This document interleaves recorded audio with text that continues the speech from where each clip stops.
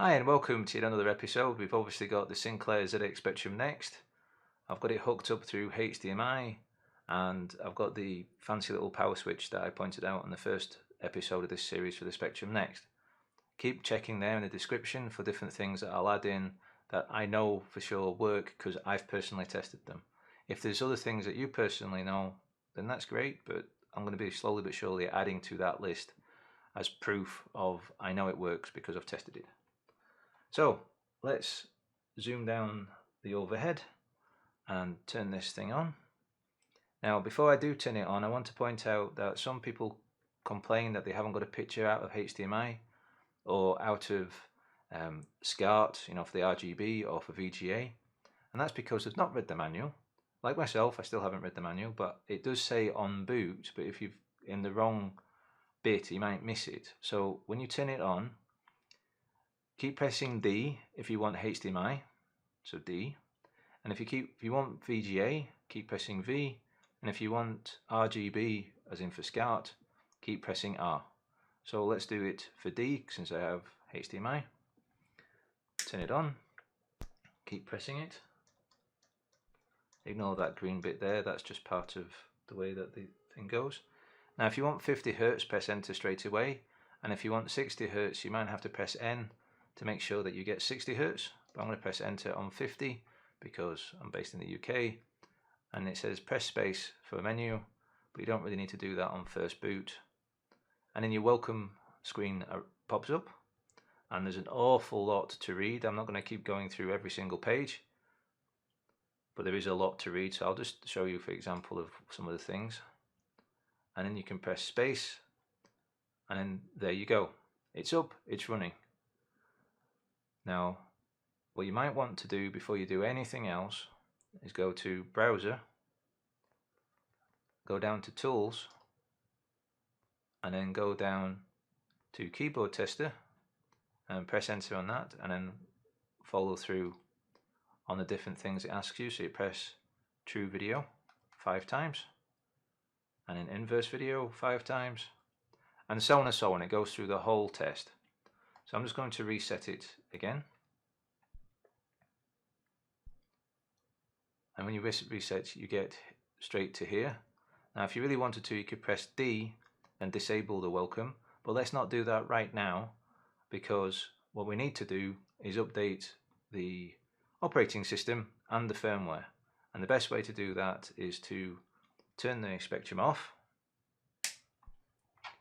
because you're not going to need it for a while, and then let's show you. You pull out the memory card at the side. Now for me, I seem to always get it with the micro bit, and then I have to mess around and pull out the whole SD because it's not an injectable SD card slot. At least I've tried and it doesn't seem to be. Yep, it's not a spring loaded one, so you can be a bit faffy. So let's go across to the PC and sort that SD card out. So I've copied everything across to this 32GB SanDisk SD card. It's not a particularly fancy card, but at the same time, I really don't think I'll ever need any more than 32GB. I'm sure people are screaming at it now saying you don't need anything more than 4GB or 8GB, but this is what I've got as an extra. I've just decided not to use this particular one because quite frankly I find it a bit fiddly to get it in and out. I just do, because sadly the SD card reader on the side is not an injectable one, it just reads it. So let's turn it on and see what it shows. Don't worry about that green bit again, that's just the Elgato being funny. Now what I want to point out on this bit, it does say hold U to enter the update, to enter the updater, but watch what happens if you just press U just for a moment. It doesn't go through, so you definitely need to press U and hold it down, and then you get to this part, and then it's confirming with you, are you absolutely sure? Well, we are, of course we are. So we press Y for yes, and then it's double checking that everything's all okay, because obviously this isn't something you'd want to go wrong, so don't turn this off. Keep your fingers crossed you don't get a power cut, so on and so forth. Now I will fast forward a little bit with this just to make sure it gets done. Here it is flashing. It does take a little while to go through the checksum. And now it's finished, updated, turn the power off and on.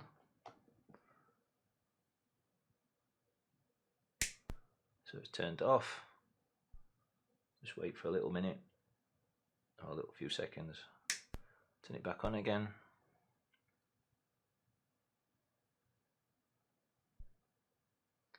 And as we can see, we've got core 3.01. And here we are, the great beginning of everything again. Well, there's an awful lot to be reading here.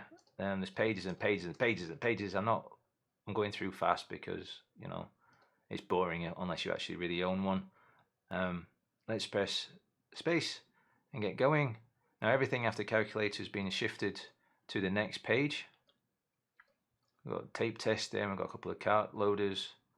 The CPM bit I'll talk about in the next episode. So we'll get going on loading this, but in the meantime I want to point out there's been a quick transition. You might have noticed I've hooked up a cable which I built with my own hands using the bits that I showed you in the first episode of this series, so go back and have a look at that. It does work. It's a bit fiddly. If anyone wants me to show how to actually do it, then fine, but really it's all self-explanatory. As long as you've got a decent tools to be doing it, you should be fine. Now the gamepad I'm using is Retrobit Sega Mega Drive stroke Genesis gamepad.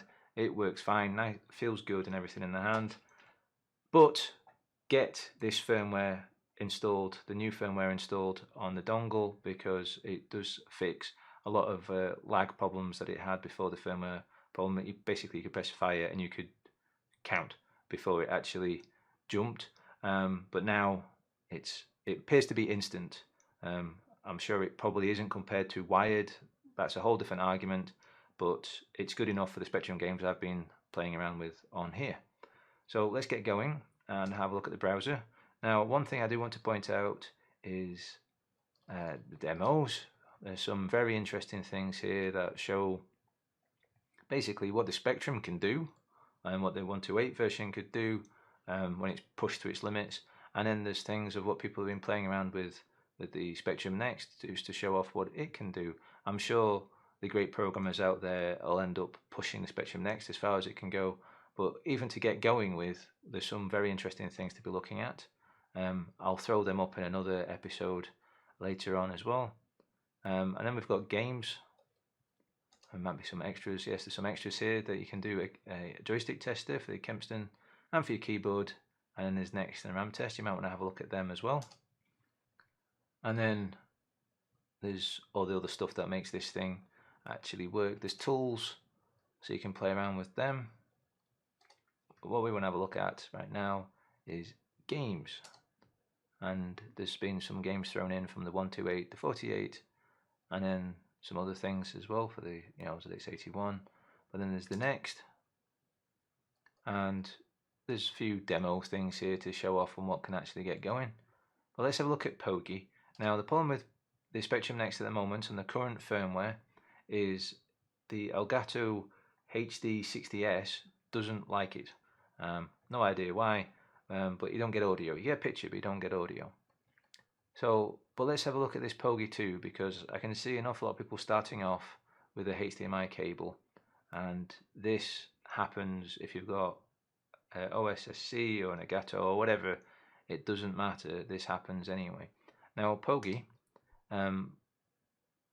we were set up to have 50 Hz at the beginning, but Pogi has forced the SpecDrum Next into being 50 Hz, and not only 50 Hz, but sorry, not 50 Hz. It's forced it into being 60 Hz, but not only that, it's doing scan doubling. Now that's fine, that's great. Looks great on HDMI. It'll look fine on VGA. But there's an interesting thing I'll show you in a moment if you've got SCART and you try to load this game up.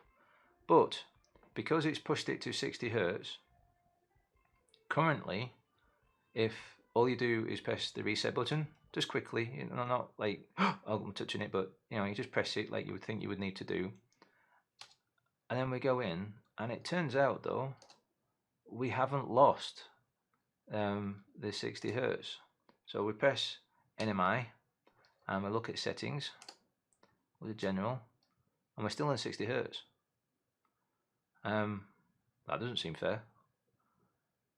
So I can either press enter here and change it to 50 Hz, or what we can do, just to prove a point, I'll keep pressing back. And also note that it's saying 28 megahertz at the top at the moment, not 3.5. But let's load up that game again. Now it's remembered where we were, so that's not been lost by pressing the reset button.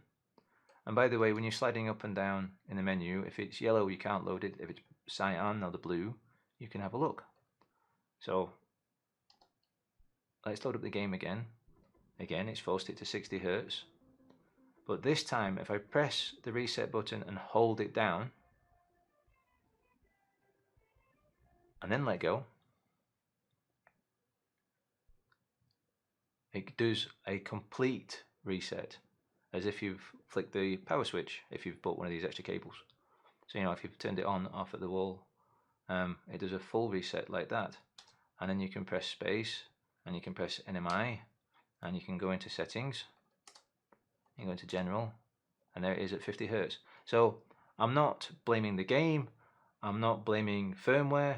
This seems to be a current feature that, as a user who hasn't read the manual yet, or even if it has, I'm not too sure if it's in there because I've not read it page to page yet. It's something as a user you want to be aware of. It's up to the guys that are in control of the firmware if they want to make sure that when you press the reset button, if you've been forced into 60 Hz by a game, that you do actually drop back to 50 Hz. That's up to them to figure out, not me. I just wanted to point out that is something that, you know, you get excited, you want to get playing, you want to be aware of, because what might happen is that you're still in 60 Hz, you load up something that you expect to be playing it in 50 Hz, but you're actually in 60 Hz, so it might all seem strange and not good. So just be aware of that one. What I will do now though is show you what happens when you use an RGB cable on that particular Pogi game. Again, that's because it's using scan doubling, but let me switch across to that. Okay, we've got the test card from the OSSC. Turn on the SpecDrum Next, or the Nexty. Keep pressing R so that we get a test card, because otherwise it'll be in HDMI mode. Press enter and it boots up as normal. Press space and then we're in the browser again, everything like what we expect. So let's go down to finding that Pogi game again to show this interesting thing. So we've already talked about how it forces 60 Hz, and if you do a quick reset, or a soft reset, it doesn't throw you back to 50 Hz. You have to do a hard reset, which means pressing that button down for a few seconds before letting go, or you could flick the switch, which isn't great because you know, turning the main power off all the time. So let's go into Pogi and imagine that you've hooked up your SCART cable, you've not even bothered with HDMI, and you load it up and you get a black screen and you think, what have I done? What have I done wrong? No picture at all. Is it because the demo is rubbish? Because if you're a brand new user, you're not going to know. And if you haven't seen this video, so you're going to think maybe something's wrong, as the SpecDrum died in some way, blah blah blah. No, what it is that particular game not only forces it to 60 Hz, like I said, and like I said before, it does scan doubling, and because of that, and you're using an OSSC, it confuses the poor little thing. It doesn't give a picture. Or on your TV, it might not be that you've got a black screen. It might be that it's all fuzzy, or it could be that it's on screen twice, because that's what happened on my monitor. I ended up with it twice. So what you have to do is press NMI and 2, and that turns off the scan doubling, and so you end up seeing everything. So that's just something I wanted to point out for people that are brand new to the system, and you might get a little bit, what's going on? So as before though, I recommend that you do a hard reset or a long press on the reset button, so that you go back to your 50 Hz and you don't cause any problems to your SpecDrum games or something like that. The VGA cable, I want to point out that one now, so I'll swap over to that. Okay, while you weren't looking, I've swapped it back to RGB SCART just so that I can give a nice, smooth, good picture. I'm not complaining about the VGA, it's just for my setup, this is a nice clean way to put it out on my YouTube channel. Which, don't forget, do all the fancy things that you're supposed to do. Now, right, the ULA Plus, that's something that the ULA does the graphics on the SpecDrum, and then the ULA Plus is a chip replacement that you can get so that it could have extra colours.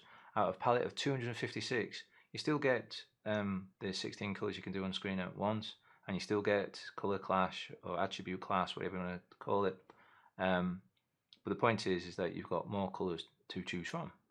So let's have a quick look, and let's have a look at Commando. And what I'm going to do is show you what it would have looked like, just prompt your memory on what it does look like, or if you've never actually seen it on the SpecDrum.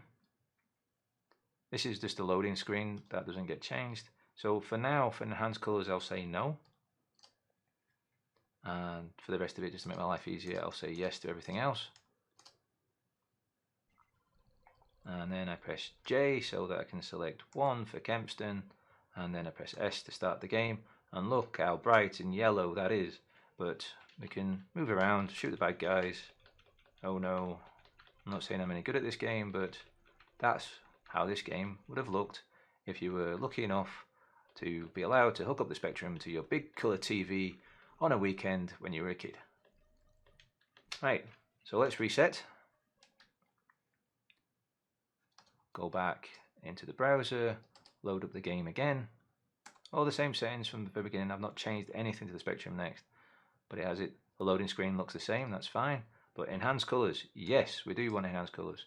And yes to everything else, because I want an easy game. I was not brilliant at that game, just at everything else. So again, I press J, press 1, and I press S. And look at that, orange and magenta. Oh no, what's that? A maroon colour, and a strange green colour, and a very dull yellow colour, and another type of green. But it's a lot easier on their eyes playing it in this colour set. Now it gives you that chance of doing that. So find all the ULA Plus games you can possibly find, maybe even learn how to hack it, and as you reset there you can see that it suddenly flashes back to the original colours. But then the other thing I want to show off quickly before we finish everything off for this particular episode is the SpecDrum drum, or the SpecDrum, which is also being built into the SpecDrum Next, so you don't need a fancy interface. You do need to get hold of this patched stuff if you want to have a look. Again, go look for that yourself.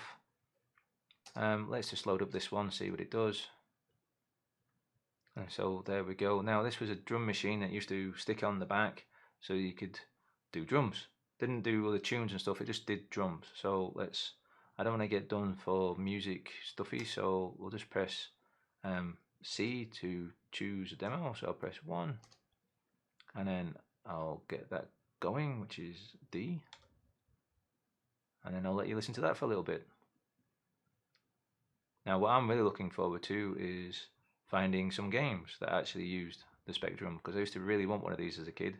I'm not too sure I've done anything with it, but it's what I really wanted, so it's nice to at least see and hear how it would have loaded up and everything like that from the demo tape that you would have got with the SpecDrum in the first place. And really that's all I'm going to show you for today. I've got plans of showing you other things in coming episodes, so please come back. But as always, happy gaming.